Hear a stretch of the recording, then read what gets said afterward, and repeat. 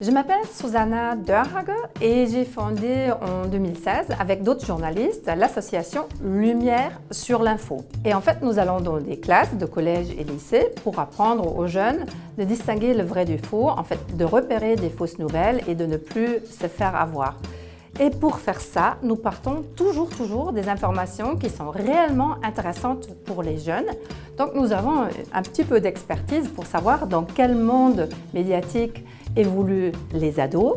Et pour cette raison, j'ai décidé de faire des tutos pour vous faire partager mon expérience. Le Big Bazar des médias. C'est quoi une information? Je vais vous donner un exemple. Si je vous dis que mon amie Chantal a eu un bébé, ce bébé pèse 3 kilos, il s'appelle Pierre, etc., c'est très intéressant pour moi. Mais ce n'est pas une information pour vous, parce que soyez honnête, ça ne vous intéresse absolument pas. Mais si je vous dis que mon amie Chantal a accouché dans un avion à 10 000 mètres au-dessus de l'Atlantique avec l'aide des hôtesses de l'air, que c'était une énorme urgence et qu'à New York, elle est sortie de l'avion avec son bébé sur les bras, là, ça va vous intéresser, vous aussi, même si vous ne connaissez pas Chantal. Et voilà, et c'est peut-être ça, la définition d'une information au sens médiatique du terme. C'est une info qui vous intéresse, même si vous ne connaissez pas personnellement la personne. Et des informations, il y en a dans tout genre de domaines. Dans le domaine de la politique, dans le domaine des faits divers, le sport ou encore des informations sur les people. L'info peut concerner tous les domaines de notre vie. Mais attention, il faut bien distinguer les faits des opinions. Je veux continuer avec mon exemple. Si je vous dis que mon amie Chantal a pris l'avion à 3 jours du terme, et je trouve ça complètement fou, c'est bien une opinion. Mais encore faut-il être sûr qu'elle a bien pris l'avion à 3 jours du terme et pas à 3 semaines du terme. Ce n'est pas la même chose. C'est très important d'avoir des faits, de connaître les faits, justement pour se former une opinion. Parce que si les faits sont tronqués, mais forcément, mon opinion, elle va être aussi tronquée. Et c'est ça qu'on essaye d'apprendre aux élèves, de bien faire attention à repérer les faits pour après pouvoir se forger une opinion. Il y a encore 20 ans, quand nous étions plus jeunes, tout ça était d'une certaine façon beaucoup plus facile. Tout simplement parce qu'il y avait beaucoup moins de canaux de diffusion de l'information. Il y avait quelques dizaines de journaux et de magazines. On regardait une telle émission ou on écoutait telle station de radio. Et surtout, on faisait ça à répétition. Donc du coup, on pouvait relativement facilement se faire une opinion pour savoir si ces médias rapportaient correctement les faits. Aujourd'hui, tout ça a complètement explosé. Aujourd'hui, il y a de l'information à profusion toute la journée à cause d'Internet, parce que les canaux se sont démultipliés d'une façon incroyable. Nous avons des sites Internet, nous avons des réseaux sociaux. Aujourd'hui, il y a des nouveaux médias qui ont carrément été créés sur Internet, comme par exemple HuffPost, Slate, ou comme Mediapart, ou comme Brut. Et il y a aussi toujours d'autres organisations et aussi des particuliers qui en fait diffusent de l'information. Par exemple Greenpeace, ça peut être aussi ma tante Chantal, ma petite sœur, n'importe qui aujourd'hui peut diffuser de l'information. Et pour moi, c'est très difficile en fait de savoir si ces informations sont crédibles ou pas. La diffusion de l'information a encore été accélérée et va maintenant carrément à vitesse de lumière à cause des réseaux sociaux. Vous connaissez tous Facebook, mais il y a aussi Twitter, Snapchat, Instagram, TikTok et surtout, n'oublions pas, YouTube, énorme YouTube avec 10 millions d'heures de vidéos sur tout genre de sujet, mais alors absolument tout. Et c'est une énorme cacophonie, car aujourd'hui, tout le monde peut publier quelque chose. Regardez un peu de près.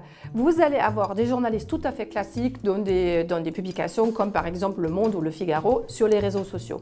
Mais vous allez aussi avoir des stars comme Mbappé ou Neymar qui, du coup, eux-mêmes racontent leur vie. Le président Macron et bien sûr aussi Donald Trump publie directement sur Twitter. Vous avez des stars très connues de la jeunesse, comme par exemple Kylie Jenner, qui a eu un petit bébé, Stormy, qui elle aussi raconte sa vie.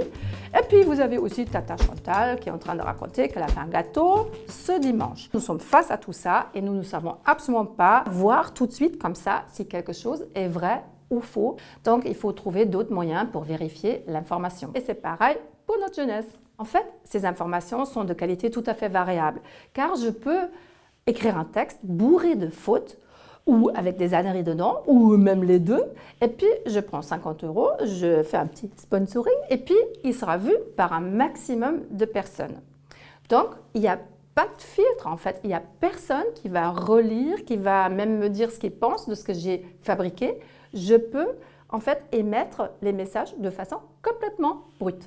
Et d'ailleurs, il y a un certain nombre de personnes qui s'imaginent naturellement, et je le comprends, que c'est peut-être Facebook ou Instagram ou encore Twitter qui vont vérifier des informations. Mais non, les réseaux eux-mêmes ne vérifient pas l'information, ce ne sont que des canaux de diffusion. Bien évidemment, grâce à Internet et aux réseaux sociaux, on peut aussi faire des choses formidables. Ces nouvelles techniques, par exemple, ont permis à des opposants dans des dictatures de s'exprimer et de diffuser leurs informations.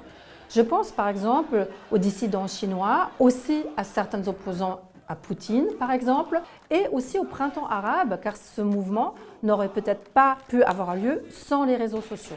Bref, le pire et le meilleur coexistent sur les réseaux sociaux et sur Internet en général. Je comprends bien qu'on puisse être tenté de dire aux jeunes de ne pas aller sur les réseaux sociaux et de plutôt lire la presse classique ou de lire des livres. C'est certes un excellent conseil et moi j'ai donné ce même conseil à mes enfants, mais soyons réalistes, il est trop tard. Beaucoup de jeunes ne regardent plus du tout les médias comme nous. Pas de télé, pas de journaux, pas de radio. Pourtant, quand vous leur posez des questions, certains sont sacrément bien informés.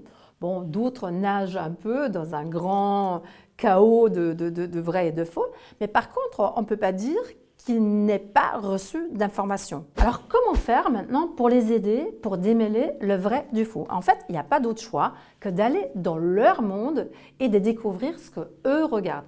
Et c'est pour ça que, lors de nos interventions dans les classes, nous demandons carrément aux élèves de faire le contraire de ce qu'ils font d'habitude et d'allumer leur portable et de nous montrer effectivement les informations qui les intéressent. Dans les classes, souvent, ce sont les élèves un peu turbulents, ceux qui suivent pas très bien en cours, qui aiment bien cette matière en fait d'analyse de médias. Et souvent, ils sont aussi extrêmement débrouillards. C'est-à-dire en 30 secondes, ils ont fait une story sur Instagram, alors que moi je cherche pendant une demi-heure pour savoir comment faire ça.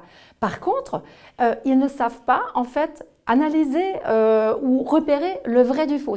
Ils ont la compétence technique, mais ils n'ont pas forcément la compétence concernant le contenu. Ces tutos vont à la fois vous aider à analyser les informations que les jeunes consomment, mais on va aussi vous donner quelques petites astuces techniques pour que vous aussi, vous puissiez vous promener un petit peu sur les réseaux sociaux. Ces tutos vont vous permettre de faire un plongeon dans le monde médiatique dans lequel baignent vos jeunes et en même temps, on va vous donner quelques astuces qui vont vous permettre peut-être même d'épater vos élèves.